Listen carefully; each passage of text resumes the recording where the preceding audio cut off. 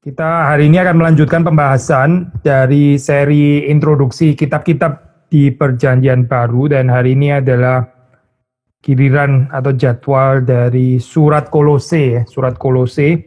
Kalau kita melihat di dalam theological profile utama daripada surat ini, ya, kita bisa mengatakan bahwa ada certain polemik di sini di dalam surat ini, ya, antara para pengikut dari Paulus terhadap orang-orang yang mengajarkan tentang filsafat yang asing. Jadi ini adalah satu polemik perdebatan itu antara pengajaran Kristen, termasuk juga isu kristologi yang diangkat itu sebetulnya diarahkan ke sana, ya, untuk menghadapi pengajaran filsafat yang keliru itu. Saudara bisa membaca misalnya di dalam Kolose 2 ayat 8 di situ, ya. Hati-hatilah supaya jangan ada yang menawan kamu dengan filsafatnya yang kosong dan palsu, menurut ajaran turun-temurun dan roh-roh dunia, tetapi tidak menurut Kristus. Ya, tentu saja ini bukan mengatakan bahwa orang Kristen nggak boleh sama sekali baca filsafat atau filosofi, bukan itu, ya, artinya. Tapi di sini, di dalam konteks ini ada pengajaran dari filosofi tertentu yang kita bisa rekonstruksi melalui surat Kolose ini yang terhadapnya, atau against which gitu, di dalam hal ini kristologi itu berbenturan, deh. Jadi kita bahkan juga bisa mengatakan dalam hal ini prinsip solus Christus di dalam pengertian yang agak bebas gitu, ya. Ini misalnya ada pemikiran daripada ini, seorang teolog yang pakai istilah ini gitu, solus Christus di dalam pengertian apa? Ya, di sini konteksnya adalah melawan pengajaran-pengajaran yang diturunkan daripada filsafat palsu dan kosong itu tadi gitu, ya, dan mengarahkan orang untuk kembali kepada kristologi yang benar. Ini adalah salah satu theological profile yang sangat penting di dalam surat Kolose. Termasuk juga ini, gambaran daripada Christ-centeredness, Christocentricity daripada surat Kolose. Ini juga bisa dimengerti di dalam fungsi untuk meyakinkan jemaat di Kolose itu kembali kepada Kristus dan tidak diombang-ambingkan oleh ini, ya, di dalam hal ini pengajaran daripada filsafat yang kosong dan palsu itu, ya. Nah, kita membaca misalnya di dalam Kolose 1, ya, Kolose 1 ayat 19, di dalam bagian perikop tentang preeminency of Christ, ya. Keutamaan Kristus di dalam terjemahan bahasa Indonesia. Karena seluruh kepenuhan Allah berkenan diam di dalam Dia. Seluruh kepenuhan Allah berkenan diam di dalam Dia, di dalam Kristus. Kolose 2 ayat 9, ya, Kolose 2 ayat 9, itu setelah ayat 8 yang tadi kita baca pertama, ya, tentang filsafat kosong dan palsu. Lalu ayat 9 yaitu berbicara sebab dalam Dialah berdiam secara jasmaniah, bodily, ya, seluruh kepenuhan kealahan. Di dalam Kristuslah berdiam bodily atau secara jasmania seluruh kepenuhan kealahan, ya. Kemudian kita membaca selanjutnya seperti di dalam 2 ayat 10, dan kamu telah dipenuhi di dalam Dia. Dialah kepala semua pemerintah dan penguasa. Ya, LAI memberikan judul di situ kepenuhan hidup di dalam Kristus, masih melanjutkan tema daripada ini, ya. Preeminency dari Kristus atau keutamaan Kristus. Kita membaca di sini sekali lagi bahwa pengajaran tentang keutamaan Kristus ini ditujukan untuk memerangi atau untuk melawan filsafat kosong, filsafat palsu itu, ya, yang meracuni orang-orang yang ada di Kolose di dalam hal ini. Kita membaca di dalam ayat 16 misalnya, ya, di dalam ayat 16, 17. Di dalam Dialah telah diciptakan segala sesuatu yang ada di sorga dan yang ada di bumi, yang kelihatan dan yang tidak kelihatan, baik singgasana maupun kerajaan, baik pemerintah maupun penguasa, segala sesuatu diciptakan oleh Dia dan untuk Dia. Ia ada terlebih dahulu dari segala sesuatu dan segala sesuatu ada di dalam Dia. Sekali lagi ya, penekanan tentang keutamaan Kristus di sini jelas sekali dalam ayat yang kita baca ini. Jadi ini memang bicara tentang kristologi. Tapi kristologi di sini dipakai untuk melawan pengajaran dari filsafat yang kosong, filsafat palsu itu tadi.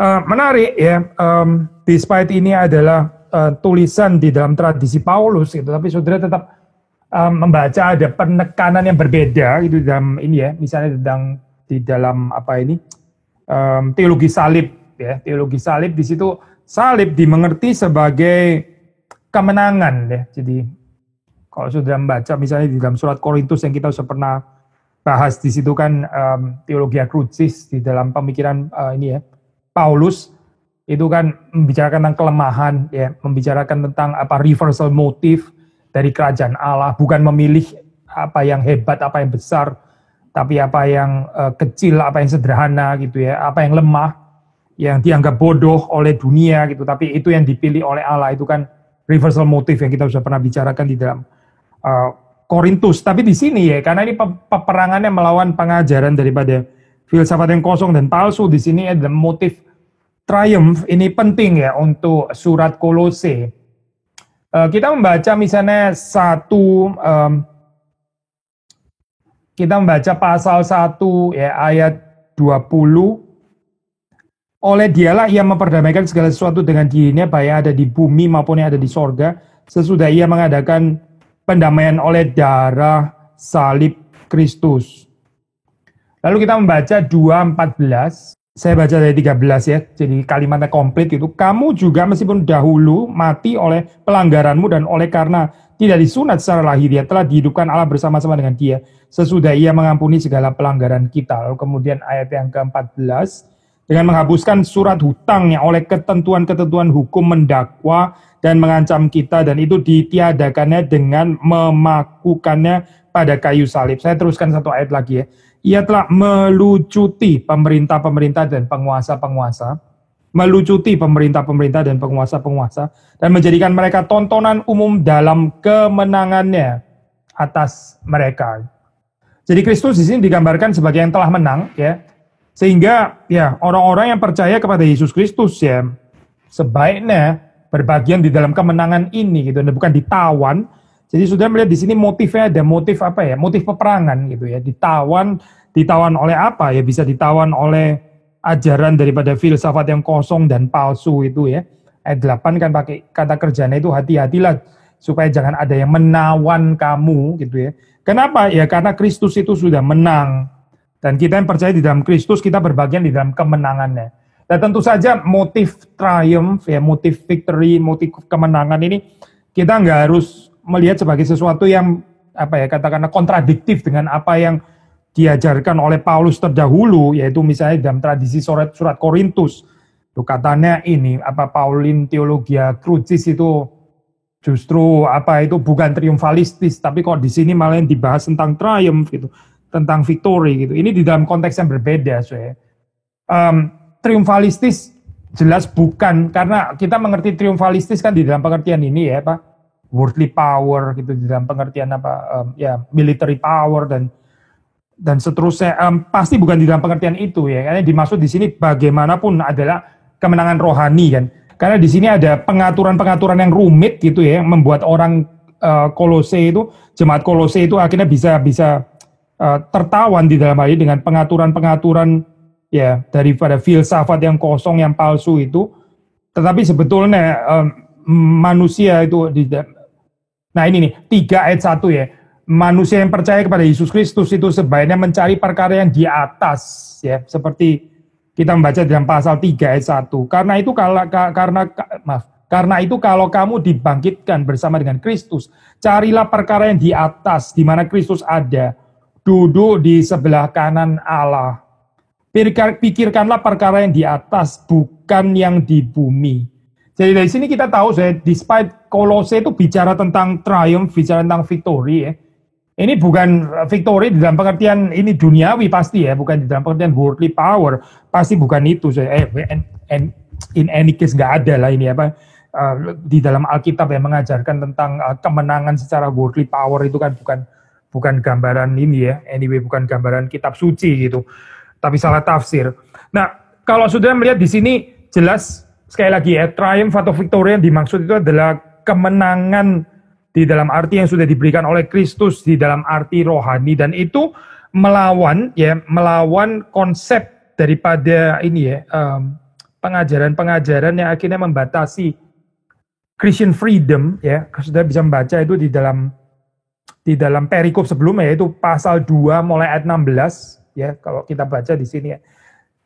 Karena itu janganlah kamu biarkan orang menghukum kamu mengenai makanan dan minuman, atau mengenai hari raya, bulan baru, ataupun hari Sabat. Semuanya hanya bayangan dari apa yang harus datang, sedang wujudnya ialah Kristus. Jadi ada pengaturan-pengaturan daripada ini ya, yang diturunkan daripada pengajaran filsafat yang kosong, yang palsu ini ya, mengajarkan yang bukan-bukan, sehingga merusak kebebasan Kristiani di dalam hal ini ya. Urusannya adalah urusan makanan dan minuman ya, nggak boleh makan ini, minum itu ya. Kalau kita membaca di dalam Injil kan Tuhan Yesus mengatakan yang menajiskan orang itu bukan apa yang masuk ke dalam mulut, melainkan yang keluar dari mulut.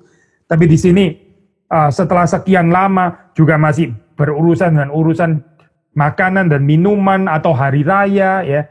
Ini percaya kepada hari-hari tertentu ya, sampai sekarang masih ini ya, somehow sounds familiar karena apa ya? Karena memang di bawah kolong langit ini nggak ada yang baru, yang ada sekarang juga sudah ada dahulu gitu. Orang percaya kepada hari-hari tertentu, bulan baru ya. Even pun hari Sabat di dalam hal ini ya. Hari Sabat, memang ini adalah hari yang dikuduskan oleh Tuhan gitu kan, tapi bisa dihayati secara salah, gitu, secara legalis atau neolegalis dan sebagainya. Paulus mengingatkan ini semuanya adalah bayangan dari apa yang harus datang. Wujud sesungguhnya itu adalah Kristus. Tapi sekarang Kristus sudah datang, tapi orang masih mempertahankan bayangannya. Nah ini aneh sekali gitu ya. Yang wujud sesungguhnya itu sudah datang, yaitu Kristus sendiri, tapi orang masih mau diperhamba. Atau di sini pakai istilah dihukum gitu ya, dengan apa? Ya dengan peraturan-peraturan buatan manusia itu. 18. Janganlah kamu biarkan kemenanganmu ya, sekali lagi ya, motif kemenangan ini penting untuk Kolose. Jangan kamu biarkan kemenanganmu digagalkan oleh orang yang pura-pura merendahkan diri, beribadah kepada malaikat, berkanjang pada penglihatan-penglihatan, dan tanpa alasan membesar-besarkan diri oleh pikirannya yang duniawi. Saudara perhatikan ya, even penglihatan-penglihatan, biasanya kalau orang bicara tentang penglihatan itu kan dianggap sebagai satu pengalaman supernatural kan. Ini satu pengalaman yang nggak semua orang bisa memiliki, sesuatu yang bisa dibanggakan gitu, karena ini bukan dunia natural tapi dunia supernatural. Tapi Paulus di sini mengatakan itu tanpa alasan membesar-besarkan diri oleh pikiran yang duniawi. Jadi bagi Paulus ini tetap adalah pikiran yang duniawi. Ya, padahal ini bicara tentang penglihatan-penglihatan, berkanjang pada penglihatan-penglihatan. Menurut Paulus ini tetap adalah pikiran yang duniawi. Jadi apa sih itu pikiran yang duniawi itu? Kalau biasanya kita bicara pikiran duniawi kan orang yang nggak percaya mujizat, yang nggak percaya supernatural gitu kan ya. Itu berarti pikiran duniawi. Bagaimana kita bisa mengatakan orang yang berkanjang dalam penglihatan kok bisa dibilang duniawi gitu? Kenapa disebut duniawi? Bukankah ini dunia supernatural? Bukankah ini termasuk dari perkara yang di atas gitu? Karena ini bukan naturalis, bukan apa ini gambaran naturalistik kan ya? Kenapa disebut di sini pikiran yang duniawi? Saudara perhatikan ya kalimat ini ya. Bagi Paulus ya, segala sesuatu yang menggeser fokus kita dari Kristus itu adalah pikiran yang duniawi. Sekali lagi saudara, segala sesuatu yang menggeser saudara dan saya dari keutamaan Kristus, kemuliaan Kristus ya. Preeminensi dari Kristus itu adalah pikiran yang duniawi. Gak peduli itu mau penglihatan lah, atau perjumpaan dengan malaikat-malaikat, atau apalah, beribadah kepada malaikat di sini ya, atau ya tingkat keagamaan seperti kayak merendahkan diri. Wah, agama itu paling pintar ya, mengajarkan orang seperti kayak merendahkan diri dengan berbagai macam ritual-ritual gitu. Tapi Paulus di sini mengatakan itu pura-pura merendahkan diri. Jadi ada kerendahan hati yang sejati, dan itu nggak mungkin dipisahkan atau terpisah dari pribadi Kristus ya. Atau kerendahan hati yang pura-pura di dalam hal ini ya. Kerendahan hati yang kelihatannya secara tampak itu seperti rendah hati, tapi ternyata itu pura-pura. Ini adalah kerendahan hati munafik di dalam hal ini ya. Mau rendah hati lah, mau beribadah kepada malaikat, atau penglihatan-penglihatan, ya, membesar-besarkan diri. Bagi Paulus itu semua adalah pikiran yang duniawi. 19 ya. Sedang ia tidak berpegang teguh kepada kepala. Nah inilah saya intinya ya. Kenapa menyebut ini semua adalah pikiran yang duniawi? Padahal ini kan semua adalah hal-hal yang religius ya. Merendahkan diri ya, malaikat, lalu terus kemudian penglihatan-penglihatan. Ini kan terpuji ya hal-hal seperti ini. Tapi Paulus mengatakan ini pikiran yang duniawi. Pikiran yang duniawi. Mengapa disebut pikiran yang duniawi? Karena ia tidak berpegang teguh kepada kepala. Saudara, kalau di dalam kehidupan kekristenan kita ya, kita di dalam ritual apapun ya, di dalam kegiatan apapun, bahkan di dalam pelayanan apapun gitu, tapi membuat kita tidak berpegang teguh kepada Kristus, yaitu adalah pikiran yang duniawi. Saya baca 19 ya. Sedang ia tidak berpegang teguh kepada kepala, dari mana seluruh tubuh yang ditunjang dan diikat menjadi satu oleh urat-urat dan sendi-sendi, menerima pertumbuhan ilahine. Kecuali berpegang teguh kepada Kristus sang kepala, itu ya, nggak ada pertumbuhan yang sejati. Nggak ada pertumbuhan ilahi yang sejati. Yang ada ya cuma kehidupan beragama secara duniawi. Sekali lagi ya, saya, kehidupan beragama secara duniawi, dengan pikiran yang duniawi. Tetapi terus kemudian Paulus mengatakan, kamu telah mati bersama-sama dengan Kristus dan bebas dari roh-roh dunia. Paulus menyebut ini roh-roh dunia ya. Mengapa kamu menaklukkan dirimu pada rupa-rupa peraturan seolah-olah kamu masih hidup di dunia? Nah, ini perkataan yang menarik ya, saya di dalam terjemahan bahasa Indonesia. Seolah-olah kamu masih hidup di dunia. Lah memang masih hidup di dunia kan ya. Kenapa kok dibilang seperti ini? Seolah-olah kamu masih hidup di dunia. Nah, saudara mesti mengerti kalimat ini ya. Dari perspektif pasal 3 tadi. Pasal 3 kan dikatakan, carilah perkara yang di atas di mana Kristus ada. Duduk di sebelah kanan Allah. Carilah perkara yang di atas di mana Kristus ada ya. Saya beberapa hari lalu ya, lupa saya, either kemarin atau kemarin dulu ya, kan kita membaca termasuk ayat ini ya, Kolose 3, maksudnya di dalam katekismus Heidelberg itu di resepsi ini ya, di resepsi dalam katekismus Heidelberg itu menjelaskan pemahaman tentang perjamuan kudus.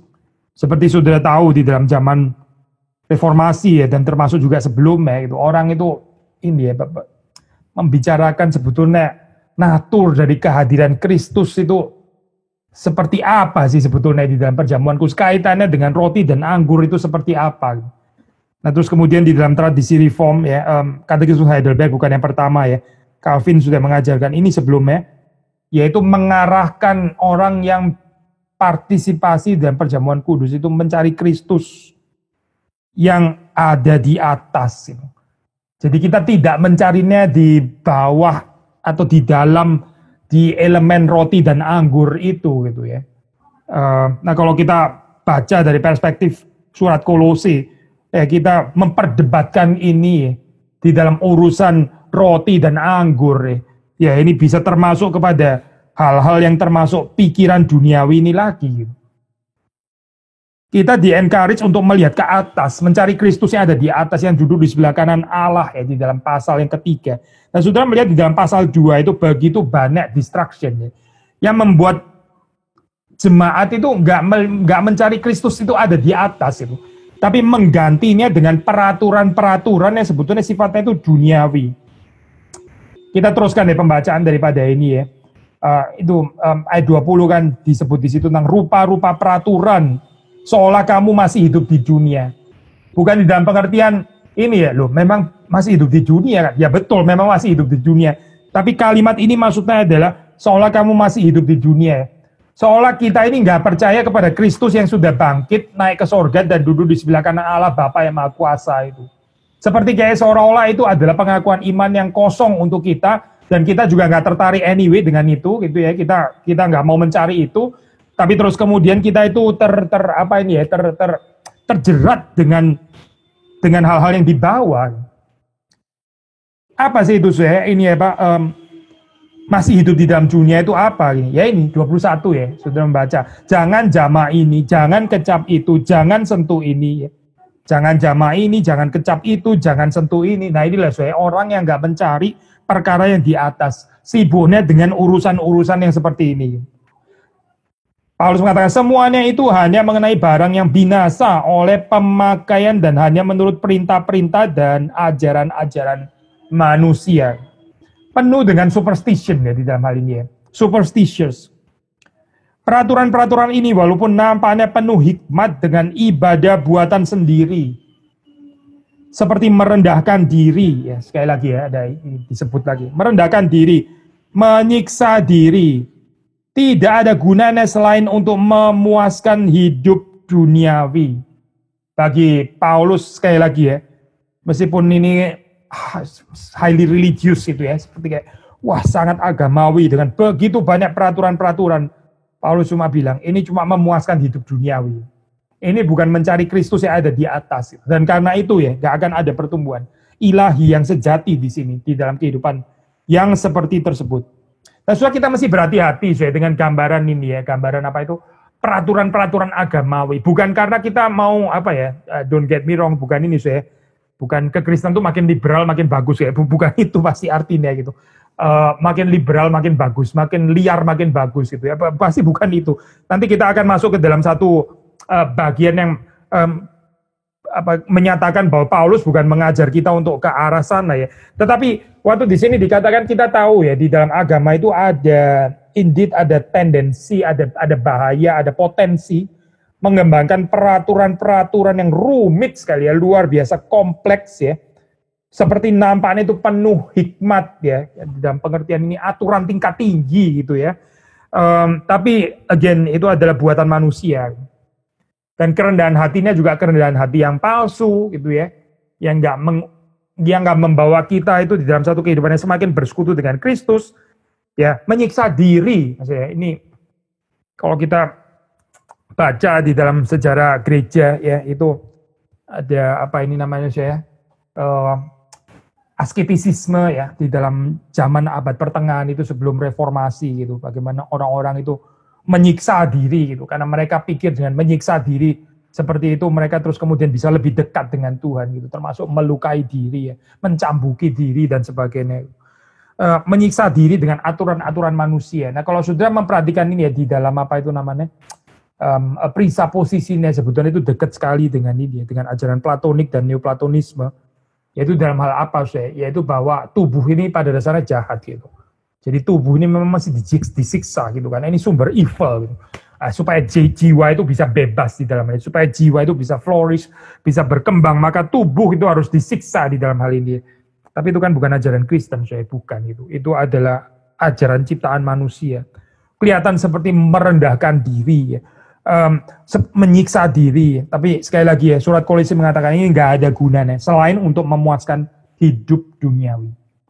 Jadi apa yang kita bisa pelajari di sini ya daripada filsafat yang mungkin lain kali ya, saya pengertiannya di sini waktu pakai istilah filsafat yang kosong, filsafat yang palsu gitu ya, kita kalau di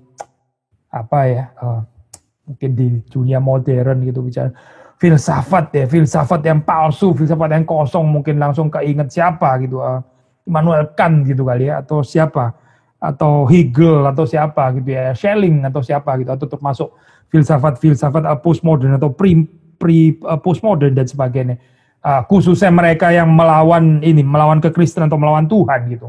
Tetapi kalau sudah membaca di dalam surat Kolose, yang menarik waktu disebut di sini tentang filsafat yang kosong di sini, filsafat yang palsu, ini ternyata adalah filsafat yang sangat religius ya sebetulnya. Ini bukan filsafat naturalistik di dalam arti yang hostile terhadap religion gitu misalnya ya, yang mengajarkan ultranaturalisme gitu. Ternyata bukan gitu. Ada filsafat kosong, ada filsafat palsu yang mengajarkan semacam kedalaman di dalam kehidupan beragama ya. Seperti sudah baca tadi. Tapi Paulus ya dengan cermat itu melihat ini, bisa discern, ini bukan kristologi yang benar. Ini adalah agama ciptaan manusia dari bawah. kelihatan bermegah dengan hal-hal supranatural. Paulus cuma mengatakan ini hal-hal duniawi, ini pikiran duniawi sebetulnya. Jadi bisa membedakan yang mana yang Kristus, yang mana bukan Kristus. Harap kita bisa mendapat bijaksana seperti ini ya, seperti Paulus, seperti para pengikut Paulus ya, di dalam bisa membedakan ya mana yang sungguh-sungguh berasal daripada Kristus, ajaran kristologi yang benar, mana yang seperti kelihatan sangat beragama, tapi sebetulnya menyelewengkan kita daripada Kristus itu. Nah, ini bagian yang penting ya untuk surat Kolose. Maka saudara melihat sekali lagi di sini pergumulannya melawan pengajaran filosofis yang kosong, yang palsu itu. Penekanan daripada surat Kolose ini adalah kristologi yang benar. Posisi kristosentris saya, saudara bisa baca misalnya ini di dalam, kita baca beberapa ayat ya, 2 ayat 6 misalnya ya, 2 ayat 6. Kamu telah menerima Kristus Yesus Tuhan kita, karena itu hendaklah hidupmu tetap di dalam Dia. Tetap di dalam Dia. 7. Hendaklah kamu berakar di dalam Dia dan dibangun di atas Dia. Hendaklah kamu bertambah teguh dalam iman yang telah diajarkan kepadamu. Dan hendaklah hatimu melimpah dengan syukur. Baru setelah itu masuk ayat 8 tuh. Hati-hati supaya jangan ada yang menawan kamu dengan filsafat yang kosong dan palsu menurut ajaran turun-temurun dan roh-roh dunia. Ya. Lalu 9 yang tadi kita juga sudah baca ya, sebab dalam Dialah, dalam Kristuslah berdiam secara jasmania seluruh kepenuhan kealahan. Lalu kemudian ayat 15.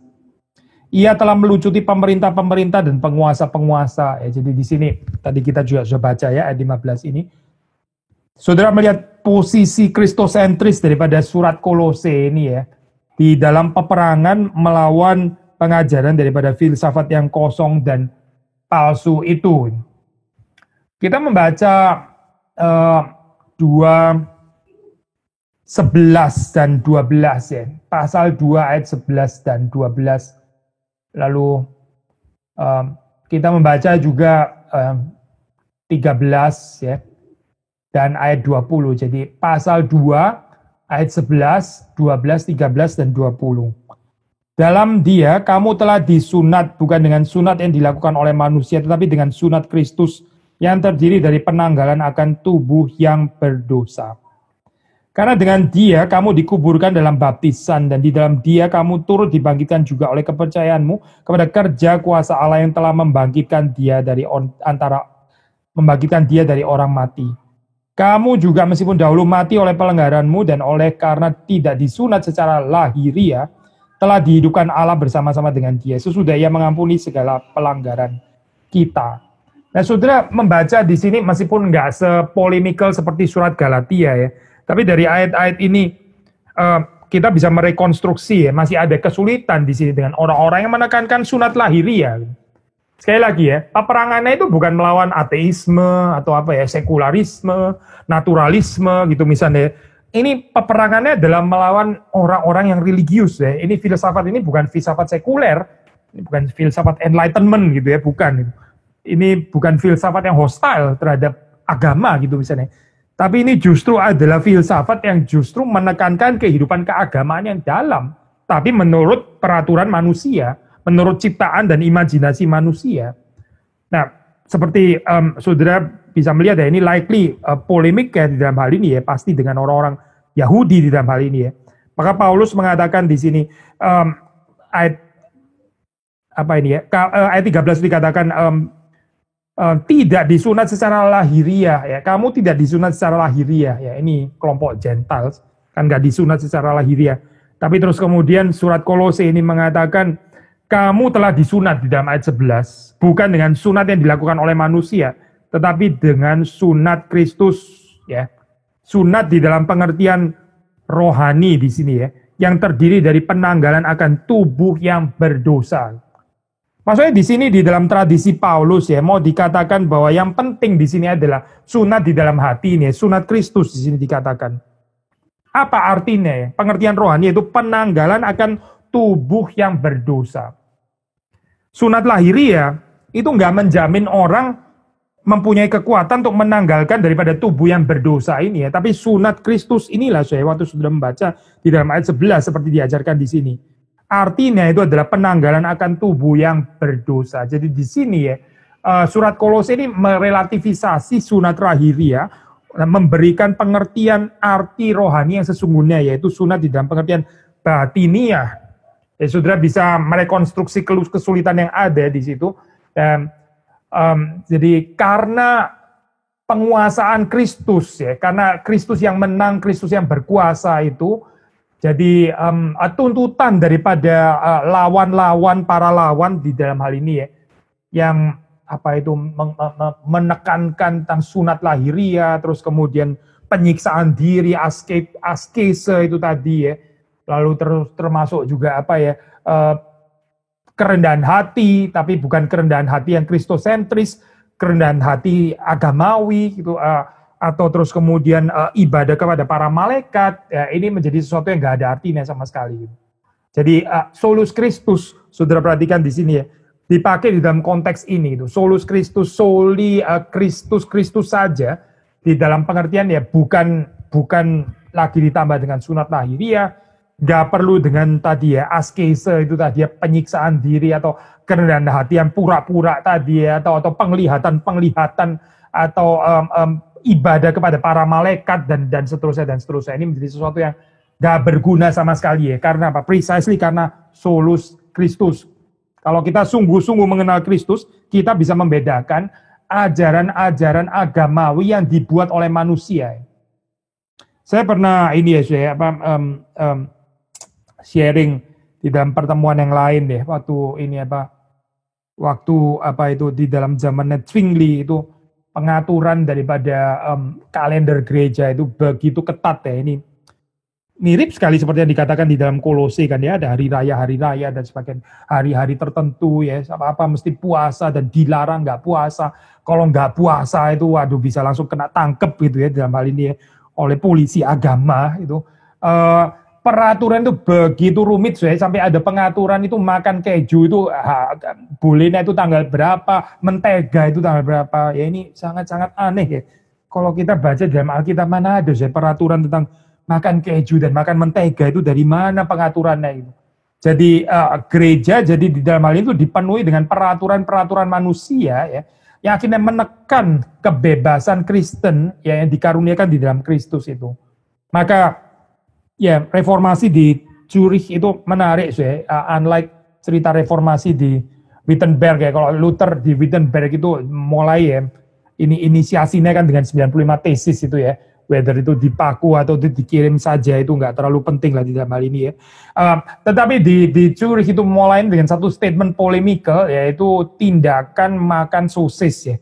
Persis di hari puasa gitu, di dalam bulan puasa, di dalam minggu puasa. Tapi ini sebagai satu tindakan, satu pernyataan ini ya untuk mengekspresikan kebebasan Kristiani ada di dalam Kristus. Maksudnya satu protes terhadap peraturan-peraturan agamawi yang diciptakan oleh gereja, tapi nggak pernah diatur oleh kitab suci sebetulnya. Nah ini menjadi satu kebahayaan ya.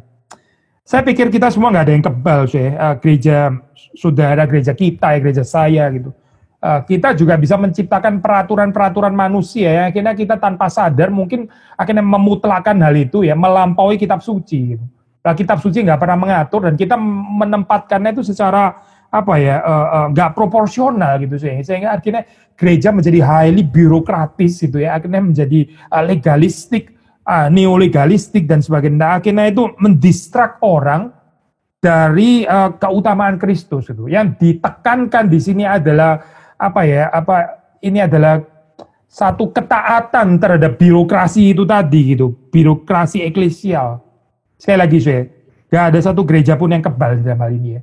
Segala sesuatu ya yang mendistraksi kita dari keutamaan Kristus, kalau menurut surat Kolose itu adalah pikiran duniawi. Itu adalah pikiran-pikiran duniawi, dan itu semua dibuat di sini kalau Paulus mengatakan itu nggak ada gunanya selain untuk memuaskan hidup duniawi. Lalu kalau lawan katanya apa? Lawan katanya sederhana, yaitu pasal 3 itu. Mencari perkara yang di atas, di mana Kristus ada, duduk di sebelah kanan Allah. Pikirkan perkara yang di atas, bukan yang di bumi. Ya, itu tadi peraturan yang rumit itu tadi. Itu semua itu perkara di bumi. Saudara baca ayat ini mesti di dalam konteksnya, jangan terus kemudian ngawur. Oh, jadi nggak usah pikirin perkara di bumi ya. Maksudnya itu tagihan listrik lah atau apa gitu, baju belum disetrika dan nggak pernah dicuci, itu perkara bumi ya. Kita nggak usah ngurusin. Ya pasti bukan itu saya artinya gitu. Ini bukan satu kehidupan yang nyentrik, aneh, eksentrik. Cuma mikirin perkara yang di atas terus nggak mandi berbulan-bulan, nggak bayar tagihan listrik dan sebagainya. Pasti bukan itu maksudnya ya. Tapi di dalam pengertian apa di sini ya? Bukan yang di bumi. Ya ini loh saya, peraturan-peraturan yang dibuat oleh manusia. Yang cuma untuk memuaskan, bagi Paulus itu hanya memuaskan hidup duniawi ya. Perkara di bumi, di dalam pengertian itu maksudnya. Alasannya, mengapa? 3, sebab kamu telah mati dan hidupmu tersembunyi bersama dengan Kristus di dalam Allah. Menarik saya konsep ini ya. Ini ada dimensi eskatologis di sini ya. Dan itu nyata dari ayat 4 yang kita baca. Apabila Kristus yang adalah hidup kita menyatakan diri kelak, kamu pun akan menyatakan diri bersama dengan Dia dalam kemuliaan. 3 mengatakan hidup kita itu tersembunyi bersama dengan Kristus di dalam Allah. Memang saya di dalam keadaan waktu kita masih di bumi ini ya, belum sepenuhnya dinyatakan gitu. Penguasaan Kristus ya. Kemenangan Kristus ya, padahal Dia memang sudah menang gitu. Tapi ini sesuatu yang tersembunyi di dalam hal ini, tersembunyi. Cuma seperti saudara baca di sini ya, pakai kata telah gitu. Kamu telah mati dan hidupmu tersembunyi bersama dengan Kristus di dalam Allah. Ini adalah satu realita objektif yang sudah terjadi ya. Melalui iman ya. Ini kita akan mengalami ini semuanya. Kelak tapi ya dikatakan kelak gitu. Apabila Kristus yang adalah hidup kita menyatakan diri kelak ya di dalam ayat keempat. Jadi saudara melihat di sini ada tegangan eskatologis, ya ada eschatological hope. Kita masih menanti dengan sabar, tapi kehidupan kita yang di sini dan sekarang itu harus mencerminkan kepercayaan eskatologi kita yang akan datang itu tadi. Gitu. Kalau kita betul-betul percaya bahwa Kristus itu naik ke sorga, duduk di sebelah kanan Allah, Bapa yang Maha Kuasa, seperti dalam pengakuan iman rasuli. Nah ini apa artinya? Gitu. By the way, seperti kita sudah sering membahas ini ya, kan ada paralelnya, kematian Kristus, kematian kita. Ya, kita mati bersama dengan Kristus. Lalu Kristus bangkit, itu adalah buah sulung kebangkitan di dalam hal ini. Dia mendahului kita. Ini kan bicara antisipasi daripada eskatologi kan sebetulnya. Eskatologi itu sesuatu yang pasti ya, kebangkitan orang percaya itu sesuatu yang pasti. Kenapa? Karena dijamin Kristus sudah bangkit dan kebangkitannya itu sudah terjadi. Dan dia naik ke sorga, itu juga mendahului kita. Ini cerita, ini narasinya kita sebetulnya. Narasi Kristus, narasi kita dalam hal ini. Maksudnya dia adalah yang sulung. Ya, dia bangkit, dia naik ke sorga, dia bersama dengan Allah. Nah, ini bagi Kristus itu sudah terjadi dan Kristus itu menyatakannya bagi kita di dalam hal ini. Kita ya masih tersembunyi di dalam pengertian ini. Hidup itu masih tersembunyi bersama dengan Kristus di dalam Allah. Tapi Kristus sudah mengalami itu semua menjadi satu jaminan yang pasti. Tapi bagi kita ya ini masih menantikan ya kelak, yaitu apabila Kristus itu menyatakan dirinya. Jadi sudah melihat di sini ada apa ya? Ada kepastian daripada apa ya ini ya, pengharapan eskatologi seperti saudara membaca di dalam ayat-ayat ini, dan ini merupakan sesuatu yang penting ya kalau saudara membaca di dalam 3 ayat 3 ini, actually 3 ayat 1, ayat 2 dan ayat 3 ya. Ini memang kebangkitan ya, terus kemudian kenaikan ke sorga dan sebagainya, itu adalah sesuatu yang objektif tapi merupakan realita yang belum kita alami. Tapi di sini yang dikatakan adalah kehidupan yang tersembunyi bersama dengan Kristus ya. Jadi sekali lagi statement futuristik ini ya, statement futuris ya yang akan datang eskatologi ya di dalam surat Kolose seperti saudara tahu ini pakai bahasa vocabulary spasial, penggambaran di atas, di bawah gitu ya.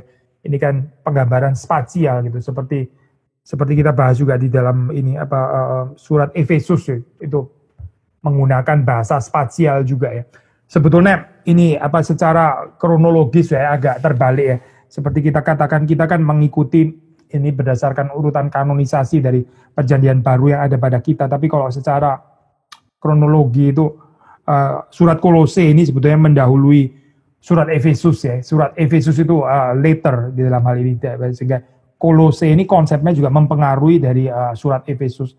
Tapi karena kita mengikuti urutan dari ini kanonisasi dalam perjanjian baru kita, ya kita bahas Efesus terlebih dahulu. Jadi kita agak ini ya, kebalik gitu ya urutannya. Gak apa-apa juga sih, seperti kayak saudara main puzzle kan, memang gak harus urut ya. Pokoknya nanti terakhir sudah dapat big picture gitu daripada ini kitab-kitab perjanjian baru. Jadi sekali lagi waktu sudah membaca di sini sangat ada kemiripan antara Kolose dan Efesus ya, itu menggunakan spasial konsep gitu untuk menjelaskan tentang realita rohani itu. Dan ya ini kalau saudara membaca ada kaitannya dengan pengharapan eskatologis ya. Jadi kaitan antara eskatologis dengan spatial thought itu ya, spatial space ya maksudnya ya, gambaran penggunaan istilah pakai gambaran ruang gitu maksud saya. Lalu apalagi yang kita bisa pelajari di sini?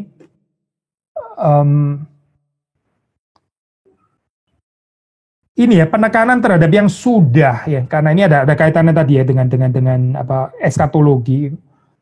Kita baca misalnya di dalam 1 ya, pasal 1 ayat 20, 1 ayat 20, ayat 22 ya. Dan oleh dialah ia memperdamaikan segala sesuatu dengan dirinya, baik yang ada di bumi maupun yang ada di sorga, sesudah ia mengadakan pendamaian oleh darah salib Kristus. Kita baca 21 deh sekalian ya. Juga kamu yang dahulu hidup jauh dari Allah dan yang memusuhinya dalam hati dan pikiran seperti yang nyata dari perbuatanmu yang jahat, sekarang diperdamaikannya di dalam tubuh jasmani Kristus oleh kematiannya untuk menempatkan kamu kudus dan tak bercela dan tak bercacat di hadapannya. Saudara perhatikan di sini ya, ini ayat 20, 21, 22 ini kan didominasi dengan tenses yang sudah gitu ya. Ini sudah diperdamaikan, sekarang diperdamaikan. Lalu kemudian 2 ayat 11 ya, 2 ayat 11 yang tadi kita juga sudah baca, dalam dia kamu telah disunat bukan dengan sunat yang dilakukan oleh manusia, tapi dengan sunat Kristus yang terdiri dari penanggalan akan tubuh yang berdosa. Jadi telah diperdamaikan ya, telah disunat ya. Ini pakai tensesnya itu telah gitu ya, sudah. Tetapi seperti saudara membaca di sini ya, ini ada kaitan dengan eskatologi tadi ya. Bicara sudah, telah gitu, ini kan presentis eskatologi, dan itu bukan tanpa iman saya. Ini bukan tanpa iman, bukan tanpa kepercayaan ya. Iman by the way itu kan ini ya, itu sentral anyway di dalam teologi Paulus kalau saudara membaca di dalam surat-surat yang lain. Karena kita percaya bahwa orang percaya ya bahwa atau di dalam konteks historical ini adalah jemaat Kolose ini sudah berbagian di dalam kemenangan Kristus ya, maka dengan demikian kuasa-kuasa atau elementary principles itu ya, of the world atau elemental spirits itu ya, nggak perlu lagi, kita nggak perlu diperhamba oleh itu lagi, atau mereka tidak bisa memperhamba kita gitu kan. Nah ini kita baca di dalam Kolose 2:15 ya, yang tadi kita sudah baca ya, motif kemenangan sekali lagi 2 ayat 15. Lalu terus kemudian ayat 18 yang tadi kita juga sudah baca ya. Lalu terus kemudian ayat yang ke-20, maksudnya saya di pasal 2 ya. Itu di situ muncul istilah itu ya. Kita telah mati bersama-sama dengan Kristus ya, dan bebas dari roh-roh dunia. Bebas dari roh-roh dunia. Jadi sudah melihat di sini dikontraskan ya, Kristus yang telah menang dan kita berbagian di dalam kemenangan Kristus, kita dibebaskan daripada roh-roh dunia. Nah, sekali lagi saya, apa itu roh-roh dunia itu ya? Sudah membaca itu. Ya ini misalnya di ayat 23 ya, peraturan-peraturan itu ya, seperti nampaknya penuh hikmat, ibadah buatan sendiri ya, merendahkan diri, menyiksa diri dan ya itu peraturan-peraturan itu ya.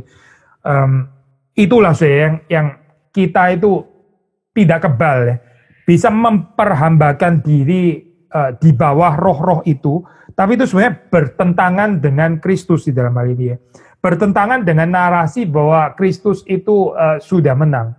Nah kalau kita berbagian di dalam kemenangan Kristus, maka kita tidak menghambakan diri kepada roh-roh dunia itu tadi. Ya dengan berbagai macam bentuknya, seperti yang didaftarkan di dalam pasal yang kedua ini. Lalu kemudian kita membaca ini ya, ada motif apa ini, motif wisdom juga di dalam surat Kolose, motif wisdom. Kita membaca pasal 1 ya, 1 ayat yang ke 28 ya. Dialah yang kami beritakan apabila tiap-tiap orang kami nasihati dan tiap-tiap orang kami ajari dalam segala hikmat untuk memimpin tiap-tiap orang kepada kesempurnaan dalam Kristus. Lalu kemudian pasal 2 ayat 3, sebab di dalam dialah tersembunyi segala harta hikmat dan pengetahuan, harta hikmat dan pengetahuan.